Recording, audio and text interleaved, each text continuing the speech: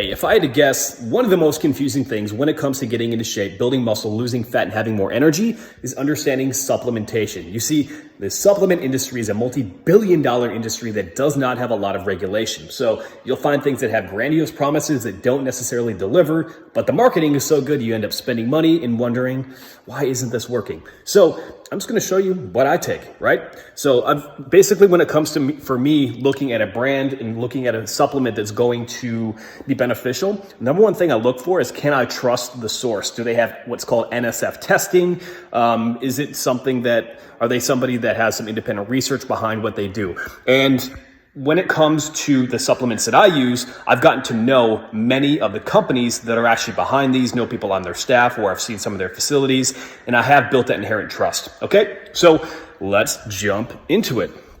Number one, because we've got this pandemic going on, and who knows how many times we'll have it, would be Virutech. And this is just a simple antioxidant support blend. This is vitamin C, zinc, and selenium, which will help promote overall immune function, particularly if you're a high stress, go, drink all the coffee type person like I am. This could be something that's beneficial.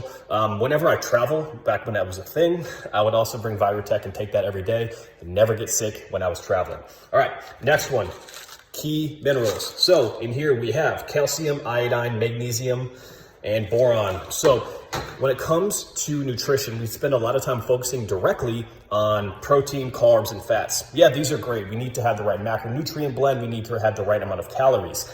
But without the actual minerals and vitamins inside of our body, we cannot conduct all the necessary muscular and bodily functions that we need to perform optimally. So given that magnesium, which is in key minerals, is the second most likely vitamin deficiency in the Western world, and it plays a role in, so I think it's over 100 different bodily functions, that is something you want to make sure that you do have.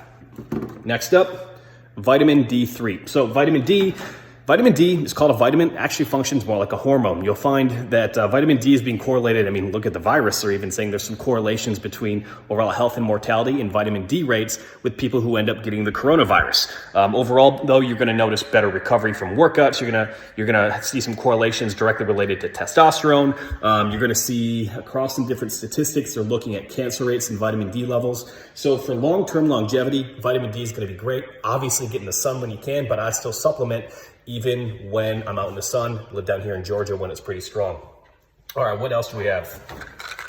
Omega-3s. Okay, so omega-3s are a tricky one. One thing I want to show you is this.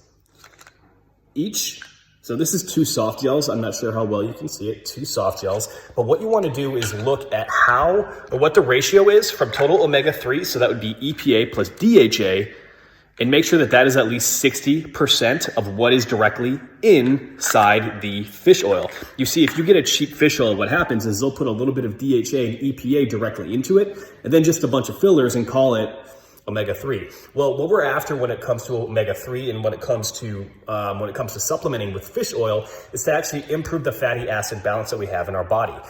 And if you're getting a low quality product, you're actually getting something that's not going to make that balance any better. So you're basically getting rid of money. So in this case, 2 soft gels would be 2,000 milligrams, and this has 1,280 milligrams of omega-3s when you look at DHA plus EPA.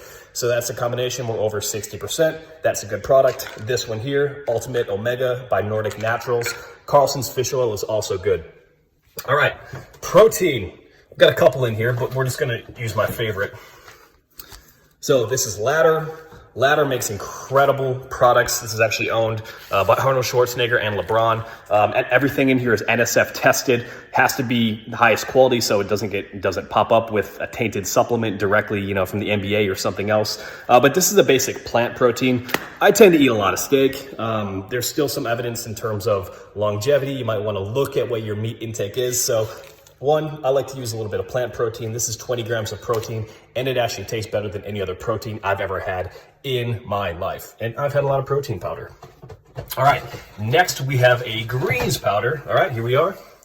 So greens. Essentially what a greens powder is going to be a combination of different fruits and vegetables that are broken down into basically a powder that are going to help provide a lot of those micronutrients that you get when you have a lot of, fruits and vegetables. But if you're like me, sometimes it's difficult to get as many fruits and vegetables, especially if you travel. So I like to use a green supplement like ladder greens because it fills in those gaps, gives you good, consistent, clean energy. Digestion is going to be improved. I notice like complexion, my skin, all that stuff is better. So that's something that I enjoy as well. I got to take care of my vanity, is what I say. And then finally, a little pre-workout. So this is Ladder's pre-workout energy. And in here, what have we got? And we got some beta-alanine, which kind of gives you those tingles, but that's great for blood flow and having better exercise performance.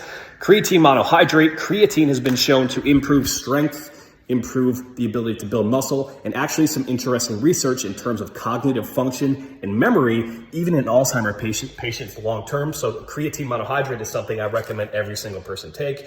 And what else do we have in here? Beta-alanine, L-theanine, and green tea. So essentially what L-theanine will do, if you ever have a high caffeinated drink or like a pre-workout and then you have that big crash afterward, L-theanine can actually help mellow that out a little bit for you and give you longer lasting energy directly throughout. So when it comes to supplementation, I don't get too fancy. I like to think about keeping things as simple as I can. My biggest things are protein powder, creatine, greens, vitamin D, some sort of magnesium, and then a fish oil. Pre-workout, stuff like that, that is gonna be a bonus, as is the greens powder. But when it comes to supplements, understand that, you know what? Supplements, they're not gonna be a huge game changer for you, but they will make nutrition and building your best body and having more energy more convenient. Just understand that's not gonna be a magic panacea. And overall, if you have something that's gonna be promising, boosting testosterone, stuff like that, honestly, run away from it. Most of that stuff is BS. A lot of times testosterone boosters carry many of the same side effects of anabolic steroid use without any proven benefit. So to me, if you're gonna take it that far, you might as well talk to a doctor and get all your levels tested and make a decision from there with actual medical advice. Okay, so if you have any other questions directly related to supplements, please let me know. I'm more than happy to help.